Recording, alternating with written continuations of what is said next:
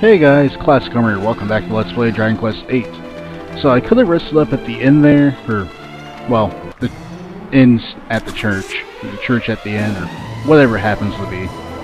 But I'm not going to because I think there's some enemies that will only be out at night. So let's go ahead and continue on and see if these slime knights do anything different than attack, which they didn't. Oh well. Can't get everything we want in life. But no, there should be a couple more enemies that we haven't come across. Specifically, there should be Bodkin Bowyers, which I may have shown off in another video. There should be just like the other archery enemies we've seen. Only... And Jessica gets a level up. Actually, we've had a whole lot of level ups recently. So, for Jessica, we need to get more whips and more staves. Oh, go ahead and 32 on that because that'll get a new ability there, and a new ability here on the staves too. Staff one won't be nearly as important, but now she's learned Lady's Thong, which we'll have to try that on the next fight and see what that does. And if she ever gets a staff, she'll have 20 more MP. Which I suppose to be nice. I'm really not too concerned with that right now. Maybe much later in the game I'll have her equip the staff. Okay, so like I was saying, I might have Jessica equip the staff much later in the game when I have more points and staves and niftier things that happen with them. Especially since, well, she'll have more MP. So, like I was saying, she'll get more MP, and there'll probably be a point where I'll just want her to have the staff for casting spells, and then once she's run her MP down far enough, I'll just switch to a whip. Of course, I need to do a little bit of checking on that, because I want to make sure that only, like, if she unequips the staff, her maximum MP and not her current will go down. You know, her current should go down with the maximum, but say if she were to have a staff equipped right now and I switch to a whip, it would just change from 62 down to 42 and she'd still keep the 41 MP. That's how I hope it works. So now we have these kisser enemies, which I think they're new. I'm not entirely sure if I've had a chance to figure out what they do. It looked like... I was trying to check my notes, I didn't see what their attack animation looked like. They may have a sleep type attack. Well, if they had sleepy bubbles coming off, those probably sleep. If they had darker purple bubbles, those probably poison. If there are no bubbles at all, then there's nothing really special about it. And I bet they have that ability to lick our faces and give us goosebumps to lose a turn, just like the previous Lips enemies did from way back in Fairbury.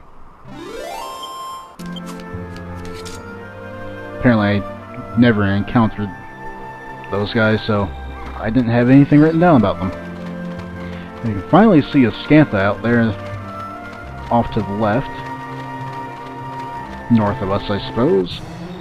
And, okay, good news. Turns out the Kissers can use a Sweet Breath attack and put the party to sleep. And the Slime Knights can heal, as I found out in that fight. And the reason I use the Hero's MP for healing when I'm not in a fight is because Angelo's faster, so I want to keep his MP in reserve for healing when I really need it in the middle of fights. Okay.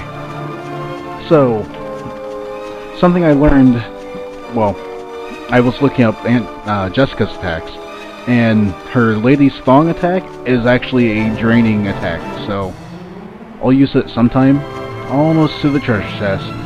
And there's really not anything that important in it. I think it just has some money. But it's still important to come all the way out here and get it. Yeah. I think I'll count myself lucky I haven't come across the whole group of Mumbo Jumbos. I think it's a pretty rare fight. Like, Ooh, Yangus got a level up. So, like I was saying, in like 3 playthroughs of the game, not really in preparation for this project, just in general for pleasure. I think I've only come across Mumbo Jumbo as a whole thing once.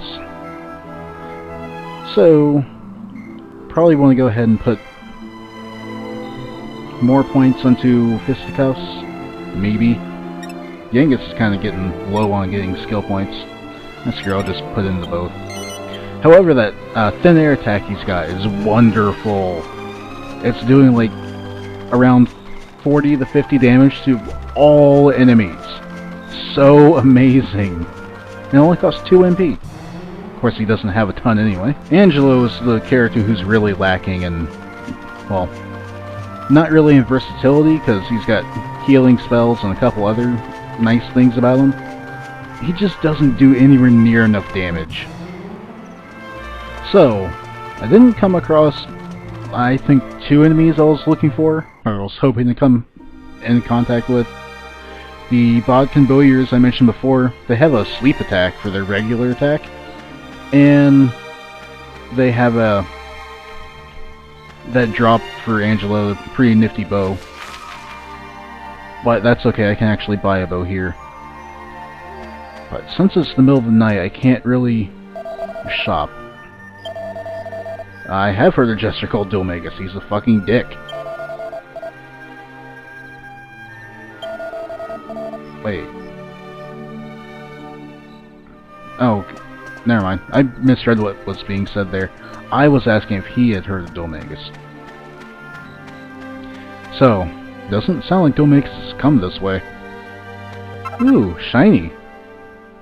Ooh. I wonder what that can be used for. Oh, it's only got 2 defense. Well, I'm not going to worry too much about that then. Maybe I'll get lucky and I can use that in an alchemy recipe. Or maybe it's just for selling. But since it's the middle of the night and we're in a new town, I'm going to go ahead and rest up at the inn. Sure, people will probably say something different or interesting at night, but I would rather just go ahead and get some sleep. And that... Why are you on that subject, kid? Oh. Oh, that's why. Apparently everyone's obsessed with the Queen's death. Ooh, 40, sure, I guess. It sounds like a pretty steep price to me, but whatever. I don't really feel like taking the time to go all the way back to Fairbury, and the music is still depressing. And the music is depressing, and everyone is wearing black. Emo Town is emo. Okay, well, before I go and see the church and close up this video, I want to go ahead and do some shopping. First of all, short bow for Angelo. And it will increase his attack a bit. Before he was pretty much on par with Jessica for damage, but now he's higher. Edged Boomerang is actually not as good as the Boomerang I'm currently using, so I don't need to worry about that. Steel Broadsword for the hero. Nice increase on his attack for a single target type attack. I could get the Wizard Staff for Jessica or Angelo, but I'm not particularly interested in that when I have the armor shop over here. I want to get, nice defense boosts. Starting with a leather dress for Jessica. And let's see.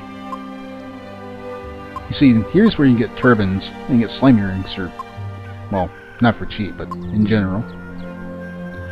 But those feather hats I made were better than the turban anyway, so it's a good thing I didn't waste my bandanas on it. And I'm pretty sure I can sell off some stuff. Because we got... I know I don't need a giant's mallet, so I'll at least sell that off. And I'll figure out the rest of that stuff later. For now, let's go ahead and just buy the bronze armor for the hero. And then at the start of the next video, I'll have purchased whatever I want to get out of the shop. And I'll have a list of things that I sold off to get the money.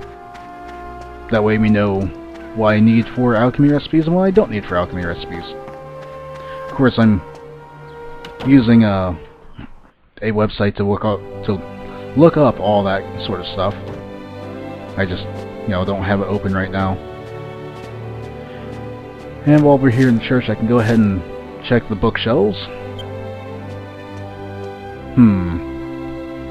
Fur poncho. I don't think I have the stuff I need to make this yet. Needs animal pelts, and I think that's referring to magic beast hide, which I'm sure I don't have any of yet. And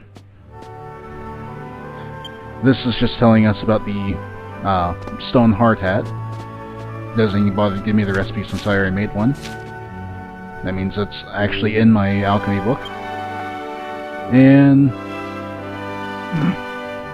that's just kind of funny. Okay, let's go and talk to this priest. Wow, that's incredibly depressing. Actually, let's see what this little girl has to say too.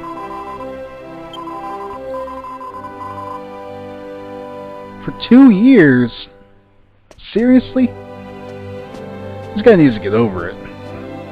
Okay, sounds like we have a new objective. Make the king stop being a whiny bitch. Well, sort of. I suppose I can't really blame him, his wife died.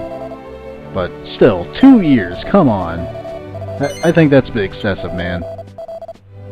So, next time on Let's Play Dragon Quest VIII, we're going to go and see the king and see if we can't help him with his dilemma. Classichomer signing out. I will see you guys later.